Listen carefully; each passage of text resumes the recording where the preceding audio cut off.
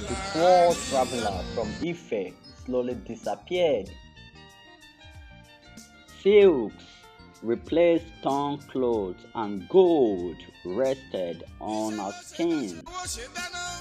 Servants now tend to her like royalty, and pride quietly entered her heart. She no longer saw herself as a woman who suffered hunger.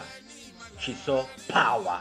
One night, inside her chamber, Olóngbò looked upon her wealth and smiled. I will return to Ife. They will see what I have become, and I shall see it among chiefs. And so she prepared a triumphant return home. Before departing, Olóngbò visited Kasua. There she purchased 2 young servants.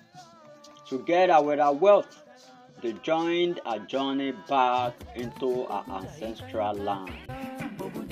A caravan stretched proudly across the northern roads. She rode on a camel. 2 servants walked ahead of her, carrying silk, gold, and food. Olóngbò believed her suffering has finally ended.